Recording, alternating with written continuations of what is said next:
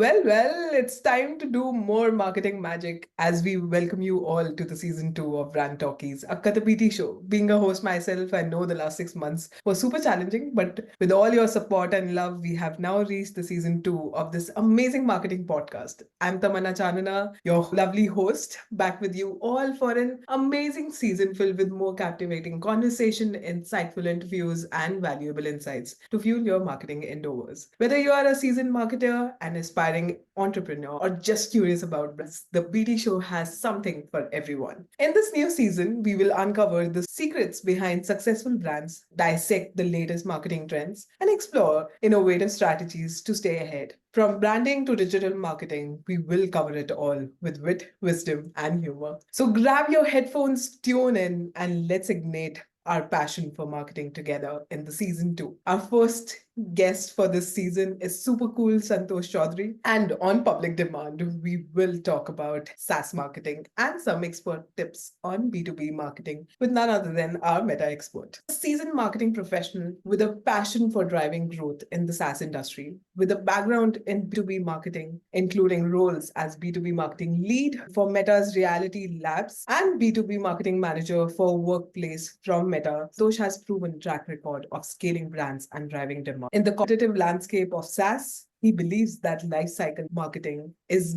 just as critical as generating demand. Welcome to this show. This conversation is really close to my heart, so I'm really glad that we are having this conversation. Thank you for being on the show. No, thank you so much for having me on. I'm looking forward to the conversation. Indeed, it's a pleasure. All right, let's start by having you tell us a bit about yourself and in the world of marketing. Where did it all begin? Yeah, so I've been in marketing for, I would say, almost 10 plus years now. So I started out my career in a different space entirely. I was working with big tech, Google and Facebook in India in their operations team. And the work was really interesting, but I wanted to do something more. Like I wanted to play a bigger role in the growth of organizations. And for me, I thought that the best way to do that would be either sort of doing something on the product side of things, like helping build a product, or maybe something on the marketing side. So that led me to do an MBA. And after my MBA, I then sort of, landed up in the world of marketing. And it was a very deliberate process for me because even at business school, I was very active with the marketing club there. I played a role in, popularizing there. Like we had a fest where we invited alumni every year. So I led the sort of the marketing program for that. So through all this work, I ended up in the marketing space. And since I've been in marketing, it's been a really interesting journey for me. I've gone from doing marketing for insurance in India, which on the surface of it can feel very, very dull, but was super exciting in a lot of ways because, I got the chance to do content marketing there, really familiarize myself with how you can actually use Google and organic search to drive growth or something as commonplace as insurance. So that was super exciting. And then after that, I again happened to get into B2B marketing. It was not really my plan, but I found an interesting opportunity in India, started working in B2B marketing, and I kind of discovered my true calling within marketing, if you want to say that, within B2B, because I really love how in B2B marketing, you get to exercise so many different skills as an individual. You have to be creative because you have to think about, creative ideas for marketing. You have to be data driven because the funnel is not small. It takes a lot. It takes a lot for somebody to convert as a customer. You have to be very process oriented. Like you have to be a systems thinker because of the many steps in the process. So for me, that was super exciting. And also the other thing that was also super exciting about B2B marketing was that if you're doing a good job of it, your success is aligned to the success of the business. So a good B2B marketer will have a role in growing the business and growing revenue more than anything else. And I sort of saw that a little bit missing on the consumer marketing side of things, because you could very easily be a successful consumer marketer who's driving awareness, but like revenue is a whole different thing entirely. So yeah, multiple reasons why I completely sort of fell in love with B2B marketing, and I've been in B2B marketing ever since, and I've had the chance to do marketing across different motions, whether that's product-led growth with a startup in India or at Meta, I've helped scale products like Workplace place where we target, mid-sized companies to large companies like McDonald's, Virgin, etc. So it's been quite exciting. That's a great move, to be honest. And coming from a B2B marketing background, I know that the journey really matters when you settle into something like this. So, Yeah. yeah, lovely knowing about you and your experience. So, to start with, before we go to the buzzer round, I'd like to know, what is the passion? Is there something that really drives you as a marketer? Yeah, I would say there's a couple of things that I'm super passionate about when it comes to marketing. And this is again within the context of B2B marketing. It's something that I really love. The first is, storytelling. And people talk about this a lot, but when you think about the best marketing teams in the world, and whether it's B2B or B2C, things like Nike and Apple come to mind. And for me, why they really stand out is because they are able to connect with people in a way that not a lot of other brands have been able to do. And I feel like a really, really good marketing program, whether that's B2B or B2C, if they're able to build that connection with their customers or people in the world, for me, that's exciting. And the opportunity to work and with a product that can do that is something that I try to sort of aspire towards. And anything in the future, like in terms of opportunities as well, that's something that I would love to do. So that's one. And I think the other thing that I'm super passionate about is the data driven and the systems thinking that comes with B2B marketing. A successful B2B marketing program can only be successful if you have things in place that allow you to measure what's happening, and then you can optimize and build on top of that. And I'm super excited about the idea of building those pieces, whether that's the measurement program, whether that's lifecycle marketing, whether that's figuring out a way to measure your CAC and figuring out whether you're LTV positive or not, payback period and all of that. So building out these systems that allow for you to answer these questions is again super exciting for me. And yeah, like I get super excited when I think about how you can start figuring all of this out for any business. Wow, amazing. Too good to be a marketer in a SaaS company. So that's interesting. Like people, I think one sort of thing that people don't enough attention to is the storytelling aspect in the SaaS side of things. Like most SaaS marketing is very functional, and it's hard to do that. And we can talk about it later on as well, like why SaaS marketing is so functional. But yeah, it's challenging to build a storytelling marketing sort of program within SaaS for sure. Coming to the next round, it's called a buzzer round. You have to answer it in one word or one sentence. These Okay.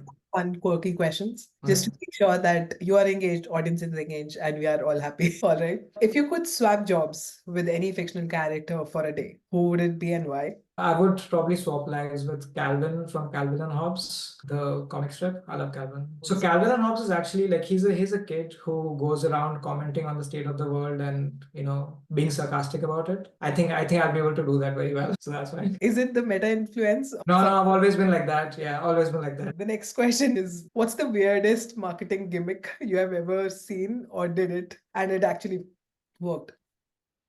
Think of weird marketing gimmicks, but I've seen some very unique things work very well for brands. So, for example, if you ever gone to the Slack website and if you end up on a 404 page, their 404 page is really unique. Like it has this amazing animated background which is moving around. And for me, that is so exciting because that's not even a marketing opportunity. And somehow building a beautiful 404 page has actually gotten them awareness and mentions in media. So yeah, for me, that's super exciting. And something else that I saw recently, which was quite interesting, was so if you live in London, and if you take the London Underground, you might in the last few weeks or months you might have seen ads from the Bible app. And the ad is very simple. It's a simple image which has like a rating, so 0 to 5 star rating, and the rating is 0 stars, and the rating is by Satan. So Satan has given the Bible app 0 stars, and that's it. That's just the ad. So it's so memorable because they're like, okay, that's really funny. So yeah.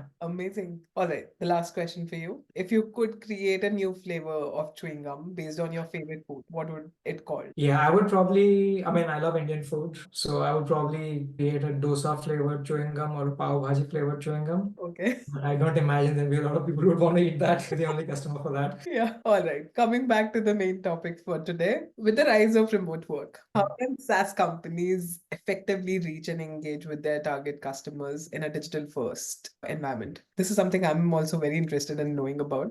So over the last few years, I've seen the trend change. So initially when COVID happened, you saw people becoming fully remote. And when that happened, one thing that I did was like lean more heavily into digital marketing. And that worked quite well. Like I think even channels like Facebook ads worked fairly well for us in terms of driving growth, because while the conversion rate for something like Facebook ads was lower, the overall the cost per impression was also lower at the same time. But I've kind of seen that trend reverse too. Now, I think the world we live in now is more hybrid than remote. You, of course, have more remote companies now than you did before, but in general, companies that were previously remote have gone back to hybrid. And within that context, the future in general being more remote, I do believe that pull-based marketing is something that works really well. And when I say pull-based marketing, I mean ways in which you can find people instead of seeking them. So inbound marketing is a good example of that, right? Like if a person is proactively searching for a problem that you can help them answer, that then helps you build a captive audience. So it doesn't matter where they are, doesn't matter whether they're working remotely or from an office, as long as you're able to build that captive audience, then you can continue to sort of get them through that journey. And I think in this respect,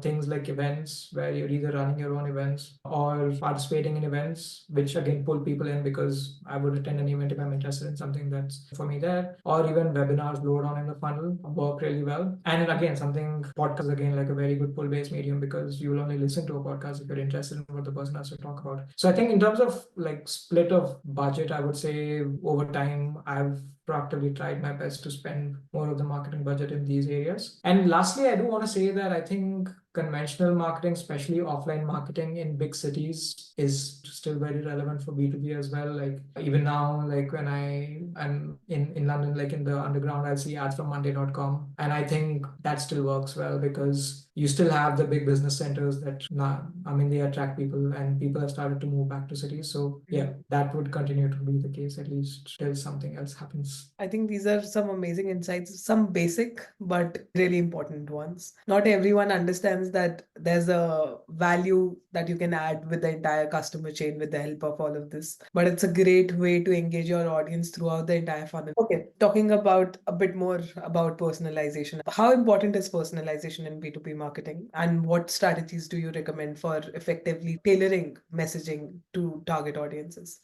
Yeah, in my experience, what I've seen is that personalization is usually an afterthought when it comes to B2B marketing. And it also shows up I say afterthought, what I mean to say is that when you look at the maturity of the B2B marketing program and where personalization comes in, it usually comes in later on. Like the B2B marketing program would have established itself to a point, and people think, okay, we've built this up, we see some leads coming in, we see some conversions. Let's now start to figure out personalization. And again, like I don't know what good or bad is in that respect, but I do have some thoughts on personalization, and what I've seen work really well. So I would say that personalization, if you have to think of it as a spectrum, even in B2B marketing, you on one end of the spectrum you have product-led growth, where you're kind of driving scaled growth for a product and your ACV is lower. And then the other end, of course, you have sales-led growth, and sales-led growth focus more on enterprises. So the likes of Salesforce as an example. And how early on in your marketing program you should work on personalization kind of depends on where your product is in the spectrum. The closer you are to enterprise sales-led growth, the more personalization becomes important for you. And that's a learning that I've had most sort of,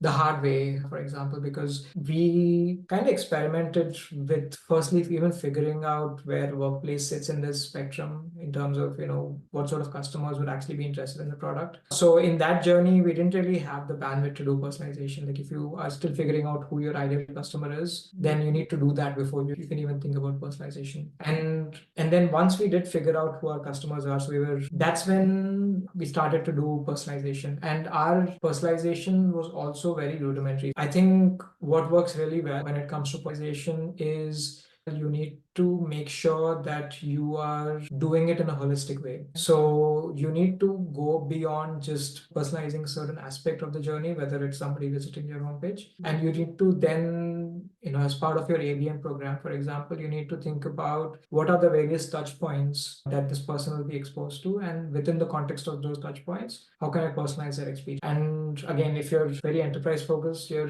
ABM list is not going to be very massive. And in that scenario, you can actually be super personalized, whether you're creating LinkedIn campaigns where you're just targeting one company for each campaign, or you're doing offline personalization where you're finding the right people within the company who are your decision makers and sending them something. Like, for example, I saw this campaign where a B2B company literally found people in their target audience and sent them golf coupons or like golf clubs, because they knew that their audience would be very interested in playing golf, for example. So that's like that degree of personalization. If you're not doing that much, then it's probably hard to measure the effectiveness of personalization, and you're not really getting all the value of it. One last point that I want to add on this is, I would say that I think with AI, this is also becoming easier. It's a lot easier to create personalized content at scale, and I think for good SaaS programs in the future, it'll become a differentiator for what effective marketing looks like versus not. Right now, personalization is not always a must-have. In the future, it might be. Yeah. It should be converted as a must-have, to be Yeah. honest, because it starts with personalization, right? And at the end of the day, we are actually marketing it to humans and Yeah. forget that basic tactic that we were taught initially. And we just keep on going around building campaigns rather than focusing on the people or the counts that we are actually working on. Yeah. Yeah, the focusing on the people bit is like it's super important, and it's so easy to just forget that. Yeah. And I've seen that a lot as well. Like, depending on the organization too, like organizations tend to be more inward than outward focused. They tend to be more what's gonna work for me? Like, what can I do to get these new customers? And like the salespeople, like how do I get 10 more sales? Instead of them thinking like, what do people want? Like, what do they like from a marketing messaging standpoint? Like, what can I think about that will really relate with the people? And that mindset change is, yeah, it doesn't happen as much. I've read it somewhere recently that the difference between a lead gen and a demand gen is very similar to how you build the entire personalized touch. Right? Yeah. So if you are very focused and you are very personalized towards your target audience, the entire demand gen angle will make sure that the end customers that you get are someone who are loyal to you. Yeah. Yeah. As much as you give, as much as you get. And Yeah. it's the value driven chain that you believe in, Yeah. rather than just spreading the word across. And it's all experience as well, right? Like, people think about the experience aspect of it only once somebody becomes a customer, which is why you have customer experience as a field in itself. Nobody thinks about prospect experience. And that's such a fallacy. Like, every interaction that somebody has before they became a customer still stays in their mind. Like, think about every interaction that is for them, whether it's a marketing interaction or a customer interaction, doesn't matter. It's an interaction with the brand, and that sticks with them. So yeah, like, you should think about experience through the full journey. And again, it's not something that marketers always do, especially if it's lead gen marketing. Yeah, that's true. I've been into the place, so I know it really well that what exactly is the thought process behind all of this. But I really believe that every touch point matters throughout the entire journey. If you build that kind of value for the prospect, they'll be loyal to you as a customer as well. Yeah. Maybe marketing teams should have just one sub team focused on prospect experience and call it that, like the prospect experience team. And Yeah, maybe change things. Yeah. maybe. But there are people who still don't believe in such values. But at least we are making that kind of effort with this. Yeah, and I think it kind of goes back to how, I mean, it's because SaaS marketing is, I think it's connected to the revenue piece, because it's very easy for marketers to become too lead gen focused when the organization itself is making them focus on revenue. Yep. I think in a way it has to come down from the CEO of the company as well, because the CEO has to value experience in addition to just revenue, and that doesn't always happen. Leadership call really matter. Yeah. Whatever is happening at the bottom. But yeah. Yeah.